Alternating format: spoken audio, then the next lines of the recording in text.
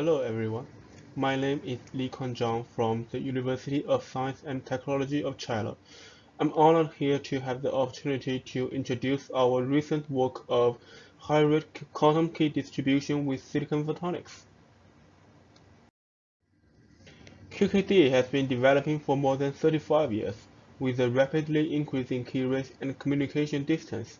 In the meantime, it is still challenging to make QKD more practical.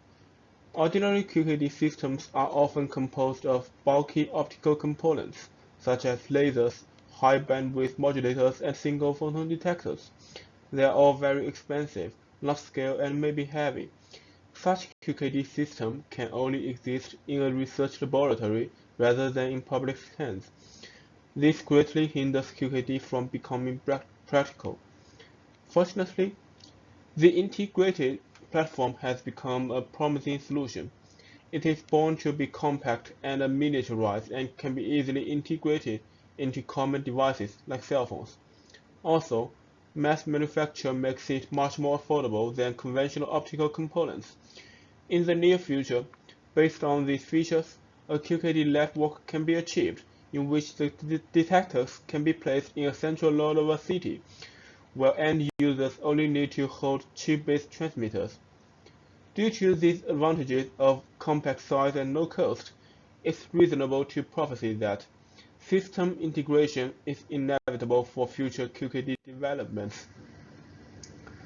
There have been many pioneering works recently, and I list a few here. Among them, silicon and indium phosphide are two common platforms. The QKD transmitter based on silicon and indium phosphide, respectively, has been demonstrated for years. Some other aspects, such as high-speed modulation, high-dimensional protocols, metropolitan QKD field test, laser integration on chip, continuous variable QKD system, modulator-free transmitter, and so on, have been also carefully studied. Still, there are some aspects in chip-based QKD that need further promotion, such as the mediocre secure key rate, low extinction ratio on the high-speed modulation, and stability. The most important one is the secure key rate, since it directly influences the performance of secure communication. So, how can we push the key rate to a new level? There are several common ways. The first one is increasing the clock rate of the system.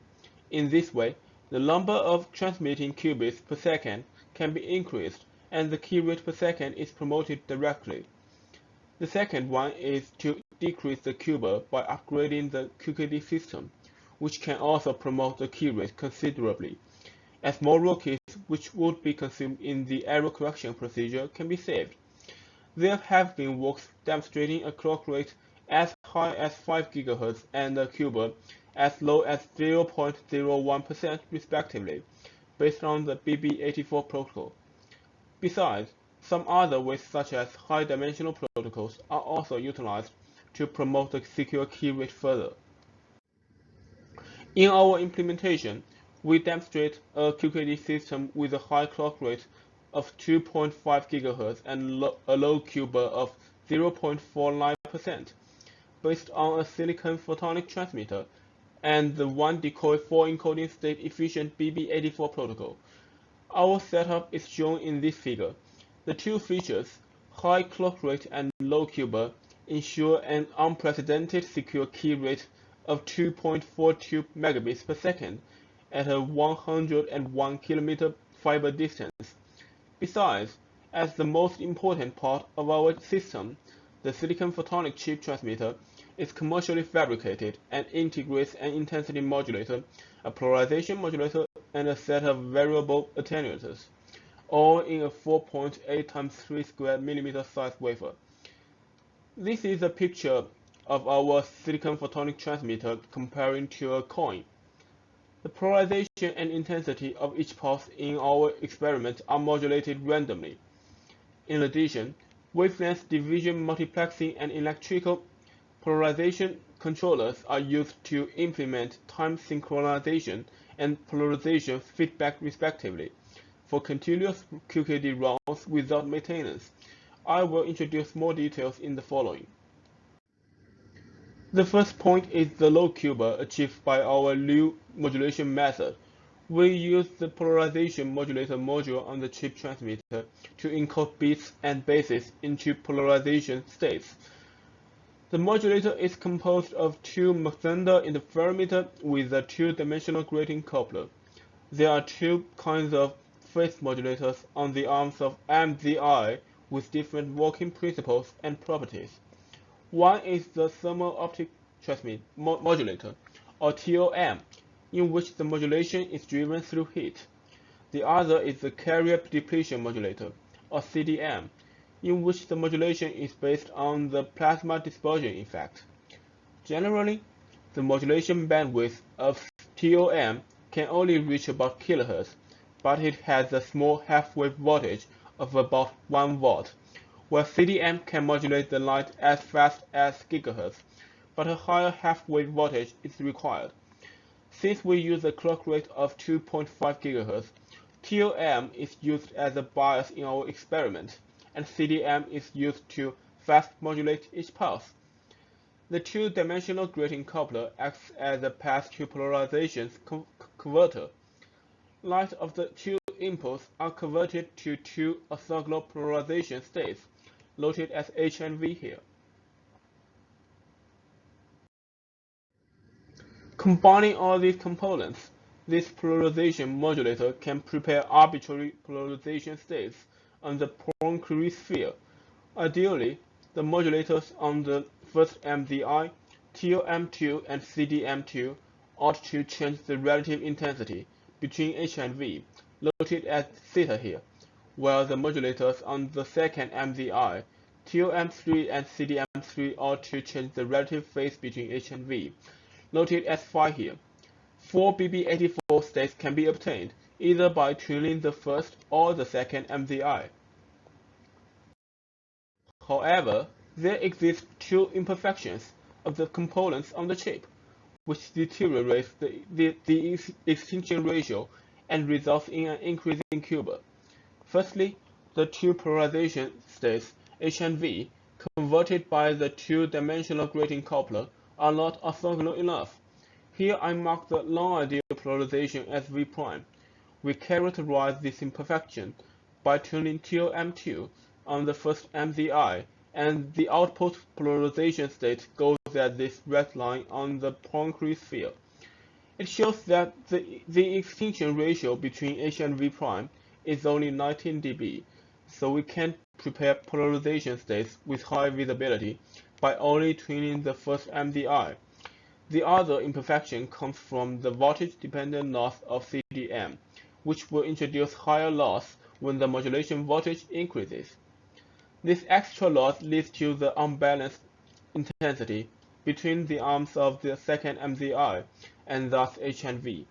I mark this imperfection as an additional parameter alpha in the state.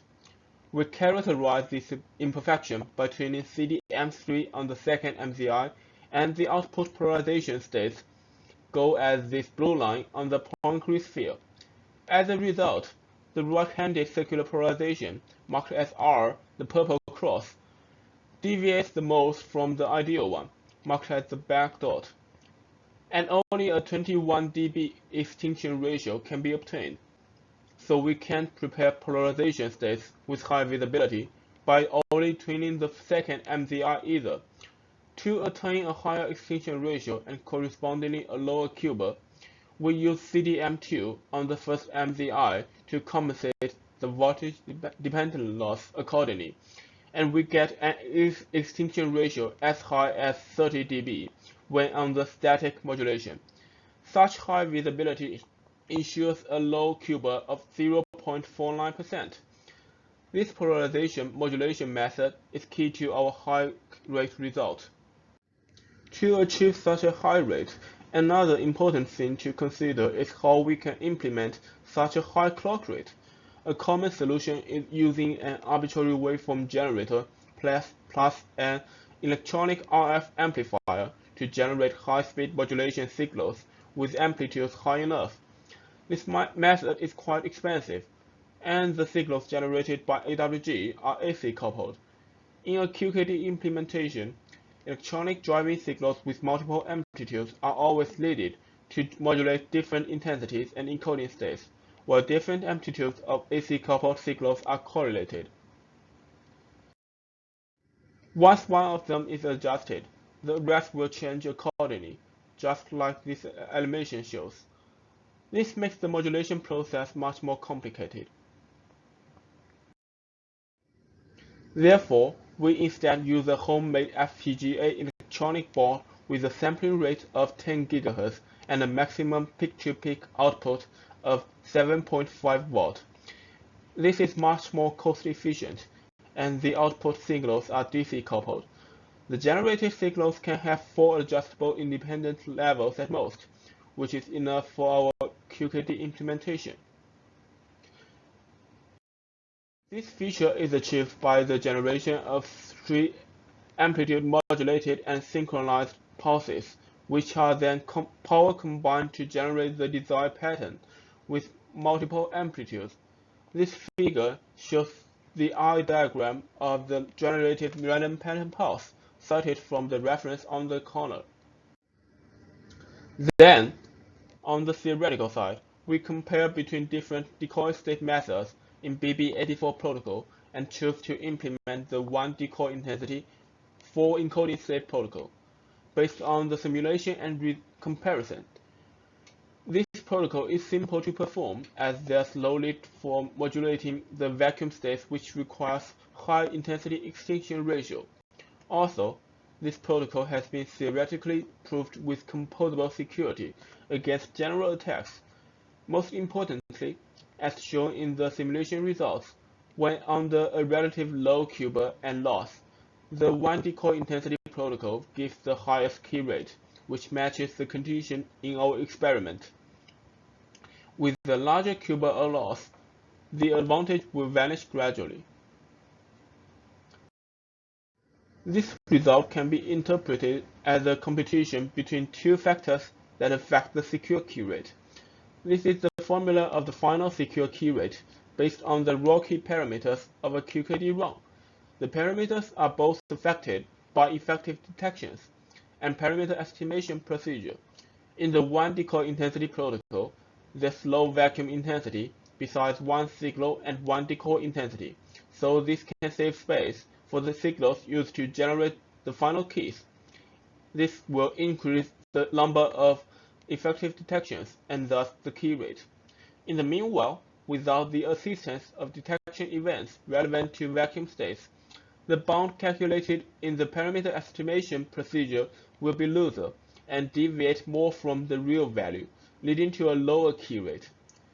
These 2 effects both influence the final secure key rate, and when the QBA decreases, the increasing key rate effect will get dominant, and the protocol shows an advantage over protocols with more intensities. It is also crucial of continuous runs without maintenance to a true realization of hybrid QKD. However, the long fiber channel in our experiment suffers from disturbances from the environment, such as temperature variation and mechanical vibrations, which will influence the light pulses transmitted in the fiber, leading to a time and polarization drift. To compensate the drift in real time, we apply techniques time synchronization and polarization feedback for continuous QKD runs without manual maintenance. Time synchronization is achieved by another laser with a slightly different wavelength, acted as the sync pulses.